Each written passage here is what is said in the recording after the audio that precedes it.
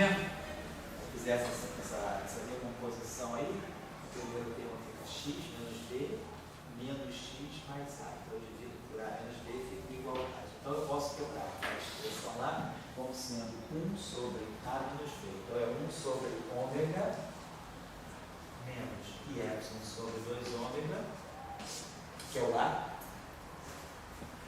menos b, que é menos ômega mais y sobre 2 ômega. Né? Então, subtraindo um do outro, então eu tenho aqui 1 sobre 2 ômega sobre 2 ômega menos e sobre ômega. E aí tem esses dois. Tem essa diferença. Bom, vamos deixar assim. Não vou fazer isso já. Vou deixar ele fazer uma coisa. Vamos deixar esse integrando como está lá. Deixar esse integrando, sabendo que a gente está repassando exatamente aquele integrando. Certo? Beleza. Então, vamos dizer o seguinte. Então, nós temos aqueles fatores de onda plana. E vamos observar esse objeto aqui, esse termo aqui, ele tem uma dependência em x, né? Tem uma, lado esquerdo aqui, tem uma dependência em x. As coordenadas temporais, né, elas estão explicitadas e as coordenadas espaciais também. Então, a gente pode fazer um joguinho aí. Podemos deixar como está, isso aqui é um evento, isso aqui é uma expressão, né, que vai ter um sentido, né? Nós já entendemos que ela tem um sentido probabilístico, mas a gente poderia talvez fazer a seguinte coisa aí. Vamos fazer essa operação. Essa expressão ela depende das coordenadas x e y. Só que nada me impede de fazer o seguinte: pegar essa função aqui. O que significa? Quando imagina, só para colocar assim, imagina que eu tenho esse campo aqui, φ de x é x. Se eu pegar essa expressão aqui, esse aqui é um φ de x, vamos colocar assim, φ de x, e multiplicar isso aqui por um f de x. Isso aqui é uma função clássica, uma função. Vamos multiplicar, isso aqui é um operador, então eu estou combinando uma função fazendo isso aqui. Vamos dizer que eu faço essa operação aqui. O que isso aqui poderia significar? Em termos de x. Então é claro que essa expressão aqui, ela está completamente integrado em x. Então, o x não pode aparecer do lado direito. O que está do lado direito é essa função e esse campo aqui. Então, basicamente, eu posso dizer que eu poderia dizer que esse aqui é um operador que depende dessa função. Quer dizer, para cada função f, eu vou ter uma expressão distinta. Então, se eu pegar o que essa função f no fundo está fazendo? Esse operador aqui, ele é uma função de x. Se essa função aqui for muito centrada em torno de um x0, ou uma função muito centrada em torno do x0, no fundo, o que eu estou fazendo? Eu estou localizando o campo. Se esse campo está solto, está aqui, está claro. Esse campo aqui está descrevendo, no fundo, ondas planas, que se espalham pelo espaço todo. E se eu quiser não descrever ondas planas, se eu quiser descrever um pacote de onda? Então, deixa eu escrever, vou colocar isso aqui para vocês, só para lembrar do que a gente estava fazendo antes. Quando a gente falou que o campo satisfazia aquela relação de expressão, imagina que eu tenho o meu campo, eu já vou dar um intervalo, tá? Se tivesse o meu campo dessa forma, depois descer o fator 2π a quarta, então eu tivesse aqui a transformada de Fourier do campo e aqui a onda plana. Então, o que esse campo o que essa integral está representando? Que esse campo é uma superposição de ondas planas com esses coeficientes, esses pesos aqui. Se eu pegar esse campo aqui e multiplicar por um f de x, vamos dizer que eu faço essa operação dos dois lados.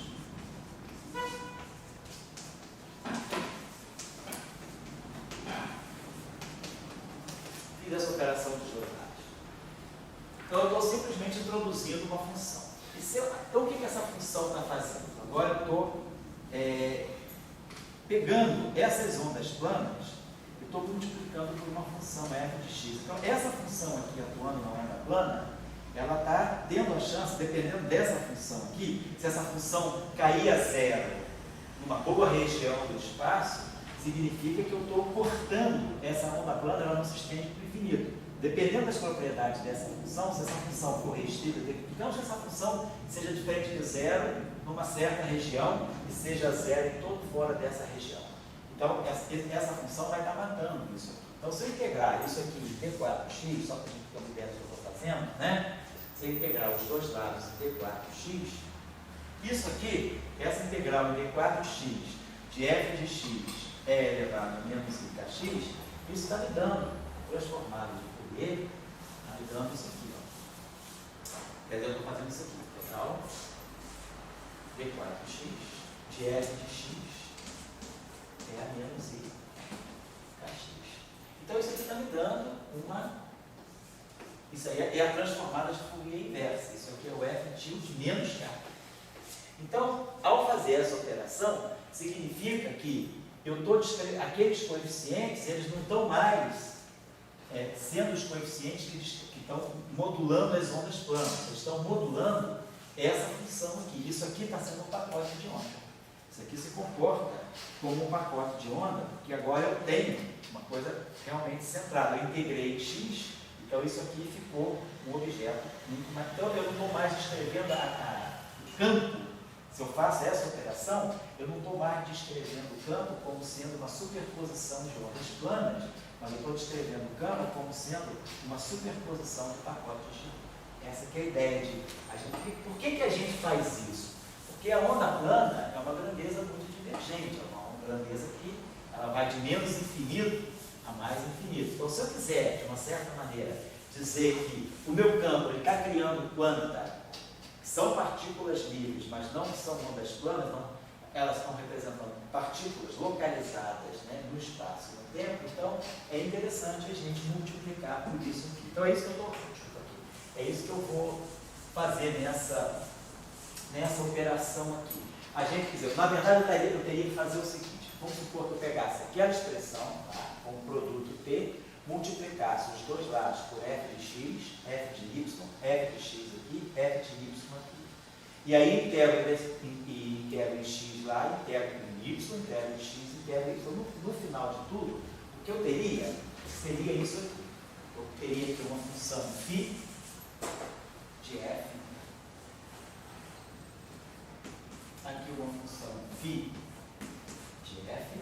Então agora trabalhando com um campo que ele não está mais apoiado na coordenada x, ele está descrevendo pacotes de onda descritos, né, por essa função f. E desse lado aqui, eu teria exatamente aquele denominador, que eu vou representar o denominador da mesma forma que eu estou colocando aquilo lá. Manter aquilo lá, esse parêntese, vezes esse parêntese. Então tem aquela expressão e tem aquela expressão. A única diferença que agora vai entrar é que aqui entrou um f de x e aqui entrou um f de y. Então eu tenho menos i, na verdade eu tenho isso aqui, desse lado eu tenho menos i capa x, é aí capa y. Então quando eu integrar em x e quando eu integrar em y, eu vou gerar um f de menos capa e um f de capa.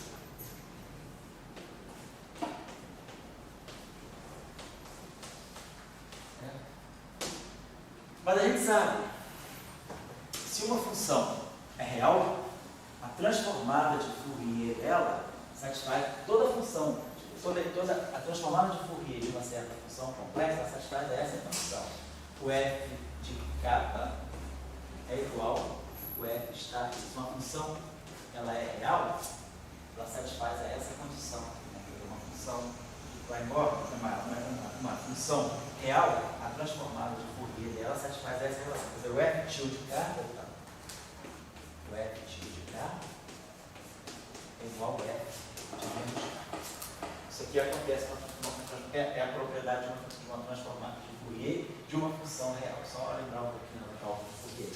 Então, esse f de menos k, então só para recapitular o que eu fiz aqui, tá? Então, isso aqui dá módulo só recapitulando aqui o que eu fiz. Eu tinha, desde o início, trabalhado com o meu campo em x e em y. Então, nós falamos assim, que o meu campo está descrevendo parte. A gente sabe que em mecânica quântica, a onda plana é um estado não normalizado. Né? A onda plana ela se estende a menos infinito. Se eu tiver integral de menos infinito a mais infinito de módulo de psi ao quadrado e psi for uma onda plana, é uma fase que se cancela com onda infinita. Então, a gente não pode normalizar uma onda plana. Então, para eu descrever funções de onda normalizáveis, né, ou que possa normalizar, eu vou substituir a noção de partícula livre não por uma onda plana, mas não vou trabalhar com onda plana, mas sim com um pacote de ondas. Então, o que a gente está fazendo aqui foi isso. Ao pegar um campo quântico e fazer a convolução desse campo quântico com uma função f, que tem comportamento, vamos dizer, que ela tem um compacto, um suporte compacto, significa que eu estou fazendo com que esse campo agora descreva partículas, pacotes de onda. Então, esse campo, ele vai criar, as flutuações desse campo não vão mais criar ondas planas, mas a flutuação desse campo, que é convoluído com f, ele, vamos dizer assim, ele é amortecido pela função f, ele vai estar criando pacotes de onda. Então, foi isso que eu fiz aqui. Então, eu estou fazendo esse cálculo dentro dessa suposição. Então, o que a gente começa a observar é o seguinte, esse lado aqui, isso aqui, como esse campo aqui é um campo hermitiano, isso aqui é uma função de onda. Isso aqui, na verdade, é isso aqui, é o φ de f. Tá? Ao quadrado. Ou seja, isso aqui é a normalização, o meu campo, ele vai criar a partir do vácuo uma flutuação que é descrita por um pacote de onda. E isso aqui, então, é o estado de uma flutuação, é a norma ao quadrado de um estado de uma partícula. Então, aqui é a norma ao quadrado. Se lembrando que se esse campo é real, o campo quântico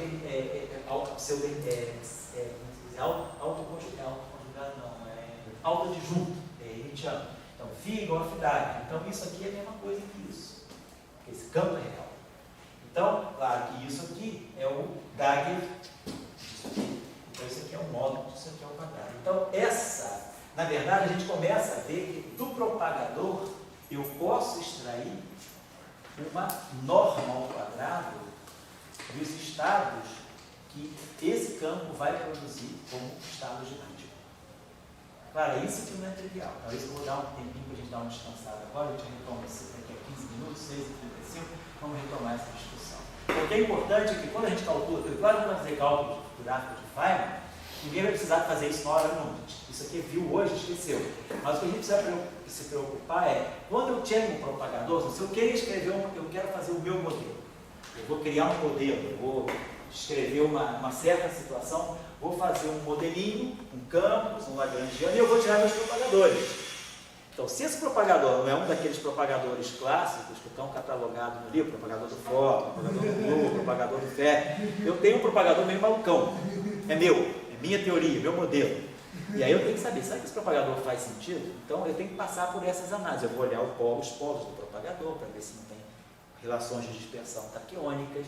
E nós vamos começar agora a perceber que o resíduo do propagador nos polos, ele vai estar ligado às normas quadradas dos estados de uma partícula que aquele campo pode produzir.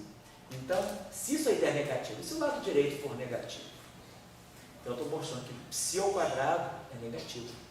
Então, eu estaria me dizendo que eu teria estados não físicos. Pela leitura do propagador, eu poderia dizer que o meu modelo não é sadio. Ele está, vamos dizer assim, uma linguagem grosseira, está empesteado de ghost. Ele pode estar sofrendo a ação de objetos não físicos. Então, é isso que eu queria só colocar para vocês, esse exemplo, que nós vamos terminar daqui a pouco, porque se vocês daqui a pouco... Ou então, quando a gente lê um trabalho, muitas vezes já acontece isso, a gente pega paper e a gente começa, já aconteceu de modelos caírem um pouco, porque eles apresentam, né, o cara faz o modelo e tem um ghost lá, e às vezes o cara deixa passar. A não ser que você tenha um mecanismo que mostra que aquele ghost, ele não vai interagir fisicamente, ele é livre. Se você tem um ghost livre, tudo bem, mas se você tem um ghost que interage, de noite ele vai te fazer medo. Ele vai puxar a tua perna. Se ele entrar no teu quarto, filho ali, você dorme tranquilo, mas se ele começar a puxar a tua cobertor, aí esse ghost está interagindo, aí você começa a ter efeitos negativos. Então, o propagador, ele diz isso para a gente. E aí a gente sabe, pela análise do propagador, eu sei se o meu modelo tem futuro ou não tem futuro. Então, é uma condição que é necessária, mas não é suficiente. Depois eu tenho que ver outros testes. Pode ser que o meu modelo ele não tenha ghost, não tenha ataque, mas aí ele perca lá na frente por outras questões. Ele pode ter anomalia, sei lá, Mas, pelo menos, para eu poder começar a ter certeza que o meu modelo tem chance de funcionar, eu tenho que ter certeza que ele está limpinho, que o espectro não tem nem ghost, nem nada. Então, esse exemplo que eu estou dando para vocês é de nós vamos ver que há uma relação entre isso aqui e, ao fazer essa integral, nós vamos usar o teorema dos resíduos, vai aparecer o resíduo dessa função em um dos polos. E aí isso aqui vai estar ligado àquele sinal ali. Então, se aparecer uma coisa, se o lado direito for negativo, eu estou com inconsistência. O lado esquerdo está me dizendo que ele é não negativo. E se o lado direito for negativo, significa que eu estaria produzindo partículas de norma ao quadrado negativa. Então, são chamados estados de Gauss de norma negativa. Isso seria, isso está em jogo aqui, tá bom? De volta daqui a 15 minutos, que já se passaram 5. Então a gente volta às 6h40, tá bom? O filme ele aprende a interagir. Ele demora, mas consegue. Chutando latinha.